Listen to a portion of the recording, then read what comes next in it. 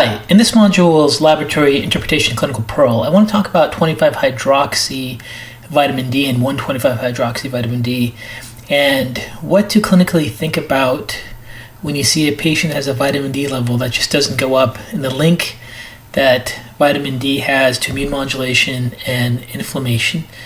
So most of us are measuring vitamin D levels on a routine basis, or we're definitely having patients even walking into the conventional healthcare system that are having vitamin D levels measured on a regular basis, right? So here's an example of a vitamin D lab test, and the range is anywhere from 30 to 100 with most labs today, and many times with most people we see levels that are low like this.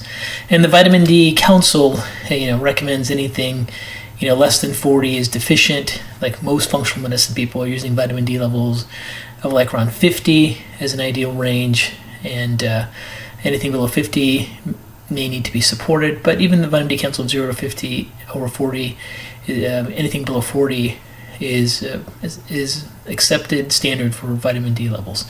So we have a lot of patients that have vitamin D levels that are low, and there's plenty of research now where vitamin D levels being lower associated with certain malignancies. So here is a summary of some of the major papers. But basically prostate cancer, endometrial cancer, skin cancer, pancreatic cancer, colorectal cancer have all found to have associations with low vitamin D. We know that vitamin D levels are linked to increased risk of developing autoimmune diseases, especially multiple sclerosis and type 1 diabetes.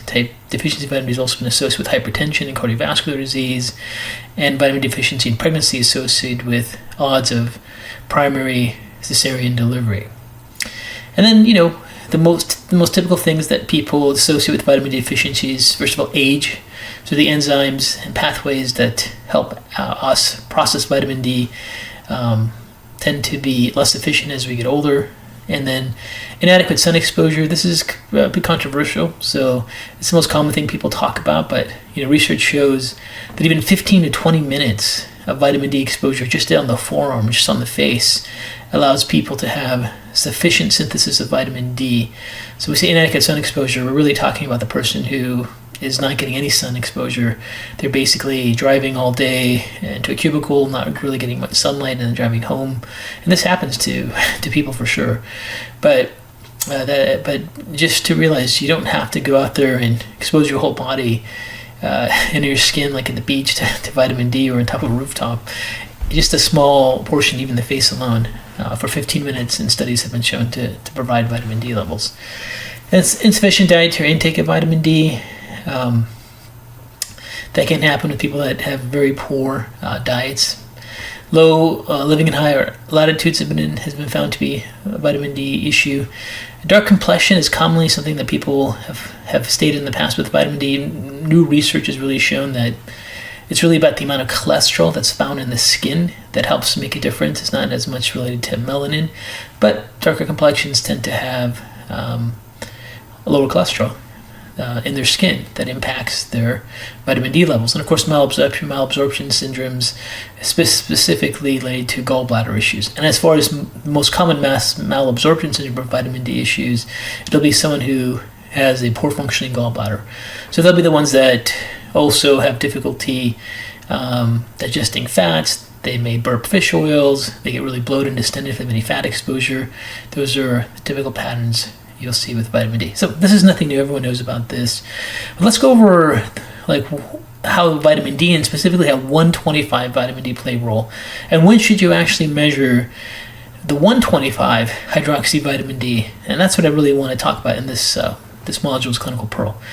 So before we get into that, just so you know, 25 hydroxy D that we process through, for example, sunlight or even dietary consumption of vitamin D, will have its role in modulating the immune system, and primarily by becoming 125 hydroxy D. And 125 hydroxy D really activates the inflammatory response.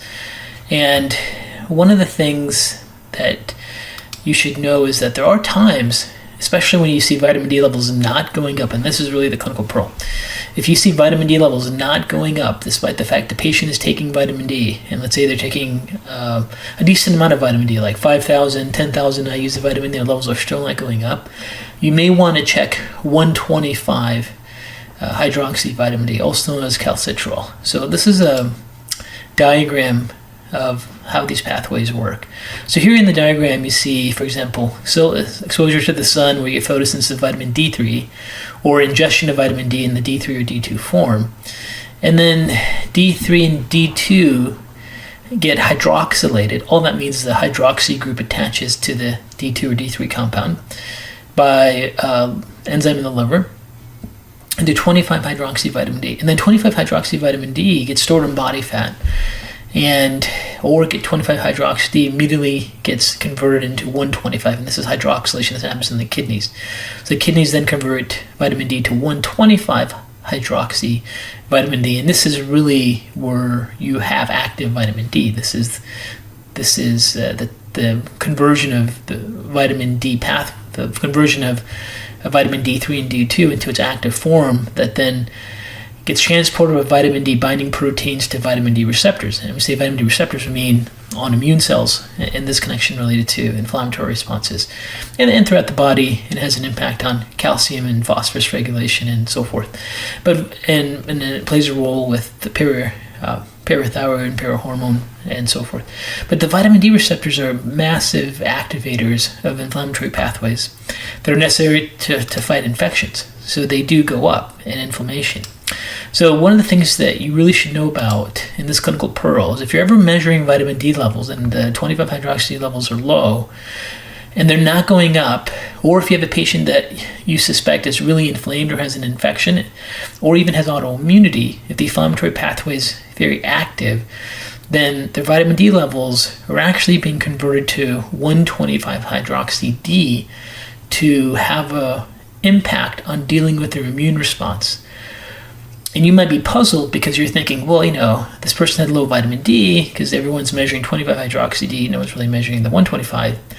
And, their levels aren't going up, so what's the deal? Why are they not? Why is this not working? Maybe you look at the supplement, maybe you blame the supplement, maybe you think the patient's not taking it, maybe you think they just need more, maybe you think the patient's not absorbing it. You go through all these different possibilities, but a really common possibility, especially for many of those that are working with chronic inflammatory patients and autoimmune disease patients, is that their immune system is actually converting their 25 hydroxy D very rapidly into 125 to deal with the immune insult. And in this diagram here, these researchers use the word sick, but really should be inflamed. And the same researchers illustrate what's happening in this diagram here. And what you here see is, for example, in chronic inflammatory states, the 125 levels are going up. So you can see here, inflammatory states and chronic inflammatory response, and 25 hydroxy levels go down. And then, they show like vitamin D or other mechanisms impact the immune system or used. And there are some people that have incompetent vitamin D receptors. Many autoimmune disease gene types have incompetent vitamin D receptors. So their vitamin D receptors aren't working very well. So there has to be massive conversion of 25 hydroxy D to 125 hydroxy D to deal with the chronic inflammatory load. So here's, the key thing is if this inflammatory pathway within NF-kappa B is being activated for whatever reason, infection or autoimmunity, then this 25 hydroxy D pathway gets activated into converting into 125 hydroxy D. And if you look at the enzyme here, you see, for example, cytochrome P452B7. This happens in the kidneys. And it's also why when people develop chronic kidney disease, they have to actually supplement with 125 calcitrol. They have severe bone disease issues, and they also have development of parathyroid diseases if their 125 levels aren't being produced, and they get significant immune weakness, immune suppression. So you have to be able to make this 125 pathway. Now, in this diagram here, you can see cytokines, lipopolysaccharides. They activate this cytochrome P450 pathway here to increase the conversion of 25 to 125. So you can have patients, once again, when you look at their 25 hydroxy vitamin D levels, look that they're even getting lower as you're giving them vitamin D, and that's partly because you have an infection. As a matter of fact, if you ever see vitamin D levels dropping after you give them vitamin D, and there's a persistent need to take vitamin D, the key clinical pearl is that look for an underlying inflammatory response. An underlying inflammatory response is that trigger cytokines or lipopolysaccharides. They could be from endotoxemia, from intestinal permeability, or inducible nitric oxide from an inflammatory response. These pathways activate the cytochrome P450 response, and wherever the inflammatory tissues, anywhere from breast, prostate, to circulating macrophages in tissues, to synovial joints, the 125 hydroxy level conversion gets activated by activating this enzyme, and this 25 hydroxy level goes down. So the clinical pearl for this week is, when you're looking at 25 hydroxy D levels, your typical vitamin D measurement, if you think that they have an inflammatory response, you may want to just check their 125 at the same time and see if you see any issues with elevations of that 125. And the 125 level, also known as calcitrol, can be easily measured or at the same time.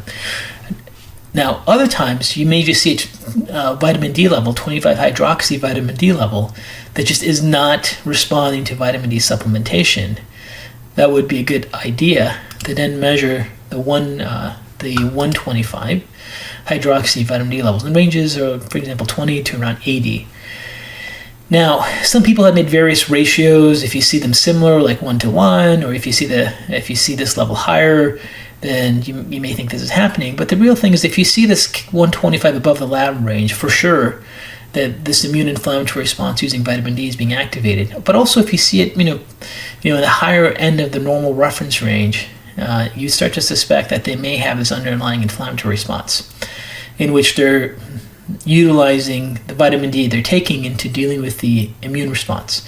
And in those cases, trying to improve their inflammatory response or their even autoimmune reactions may be the strategy to get their 25 hydroxy vitamin D levels up. It could also even be a surrogate marker to see if their inflammatory load is starting to come down, as you see that 125 go down and the 25 hydroxy D levels go up, unrelated to even taking vitamin D.